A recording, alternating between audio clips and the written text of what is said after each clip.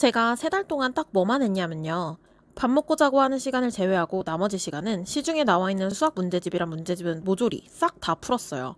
그때 푼 문제집들을 전부 세보니까 제 5칸짜리 책장 하나를 다 채울 정도가 되더라고요. 하루 종일 가장 좋은 문제집을 찾겠다는 생각뿐이었어요. 그리고 나서 어느 날, 그날도 어김없이 인터넷에서 새로 나온 문제집이 있는지 수학 문제집을 쭉 둘러보고 있었어요.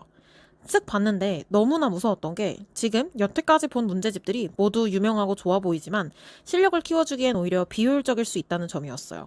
모든 교재를 모아두고 하나하나 풀어보니까 드디어 보이더라고요. 그때 딱 이 생각이 들었죠. 아, 문제집을 어떻게 골라야겠구나. 그리고 나서 그 다음부터는 문제집을 고르는 기준이 완전히 달라졌습니다. 안녕하세요, 패스메스입니다.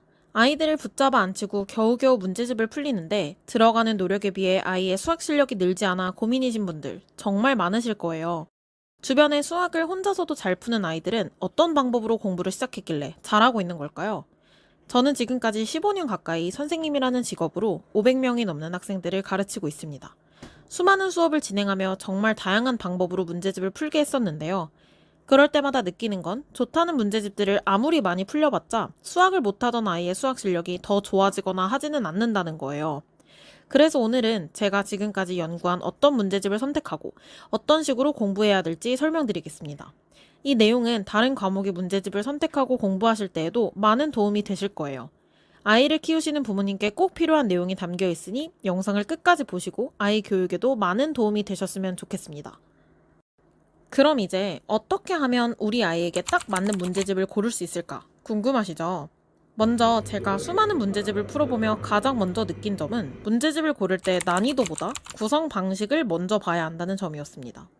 대부분의 부모님들은 아이에게 맞는 문제집을 고를 때 쉬운가 어려운가에 먼저 집중하십니다. 이 아이는 실력이 아직 모자르니까 쉬운 문제집, 이 아이는 실력이 충분하니까 어려운 문제집, 이런 식으로요. 하지만 가장 중요한 건 아이의 현재 실력에서 다음 실력으로 넘어갈 수 있도록 돕는 구성이 되어 있냐는 거예요. 예를 들어 어떤 문제집은 개념 설명은 아주 충실한데 연습 문제가 너무 적거나 난이도 조절이 제대로 안 되어 있어요. 또 어떤 문제집은 개념 설명이 부실한 데 비해 너무 많은 유형 문제들로 구성되어 있어 아이가 기본 개념을 제대로 이해했는지 확인할 틈도 없이 넘어가게 만들죠. 이처럼 문제집마다 구성 방식이 천차만별이고 그 안에 담긴 학습 흐름도 제각각입니다.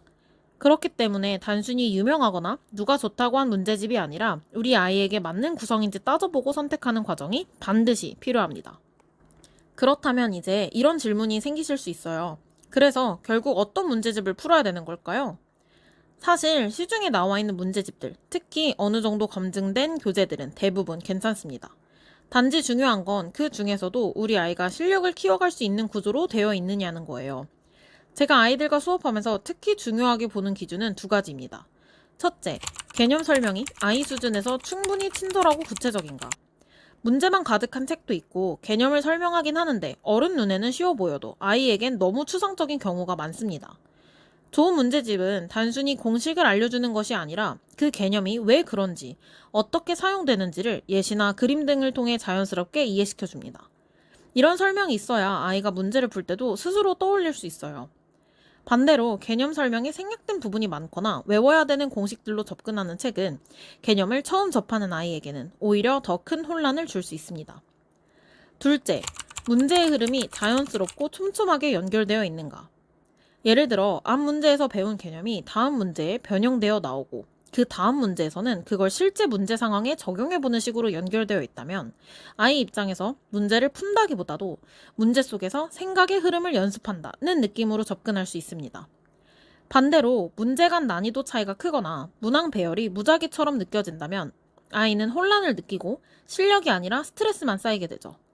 결국 좋은 문제집은 문제의 양이 많다거나 난이도가 높다는 게 아니라 아이의 사고 흐름을 따라가면서 스스로 문제를 이해하고 풀어볼 수 있게 도와주는 구조를 갖춘 책입니다.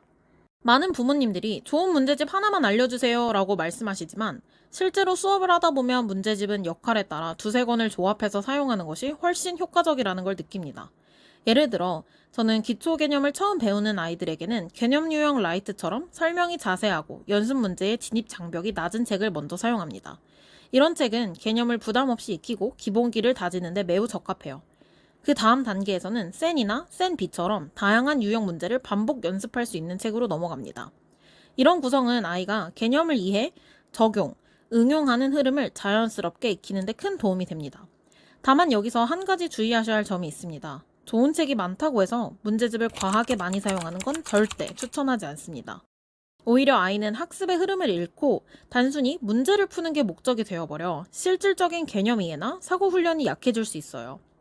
만약 아이가 아직 부족해 보인다고 느껴진다면 문제집을 더 추가하기보다도 오히려 개념서 한 권을 여러 번 반복해 완전히 아이의 것으로 만드는 것이 훨씬 더 효과적입니다. 개념서로 개념을 튼튼하게 잡고 유형서 한두 권으로 문제를 보는 시야를 넓혀라. 이 구성이면 아이가 개념과 문제 해결력을 균형 있게 키우는데 아주 충분합니다. 오늘은 문제집을 어떤 기준으로 고르고 어떻게 조합해 활용할 것인가에 대해 이야기 나눴습니다. 다시 한번 정리하자면 문제집은 단순히 난이도나 유명세로 선택하는 것이 아니라 아이의 현재 수준과 사고 흐름에 맞게 골라야 한다는 점이 가장 중요합니다. 좋은 문제집이란 문제 간의 사고 흐름이 자연스럽고 개념 설명이 친절하게 구성되어 있으며 아이의 이해와 확장을 유도하는 구조를 갖춘 책입니다. 그리고 그 책들이 어떤 방식으로든 아이에게 맞게 조합될 때 진짜 효과가 나타납니다. 개념서와 유형서의 조합으로 실력을 차근차근 키우고 문제를 다양하게 바라보게 해주세요. 많은 문제를 푸는 게 중요한 게 아니라 문제를 어떻게 읽고 이해하느냐가 진짜 실력을 만듭니다. 이 영상이 문제집 선택과 공부 방향을 고민하는 부모님들께 실질적인 기준과 방향을 제시하는 시간이 되었기를 바랍니다. 아이와 함께 더 나은 수학 공부 여정을 만들어 가시길 응원하겠습니다. 영상이 도움이 되셨다면 좋아요와 구독도 부탁드립니다. 감사합니다.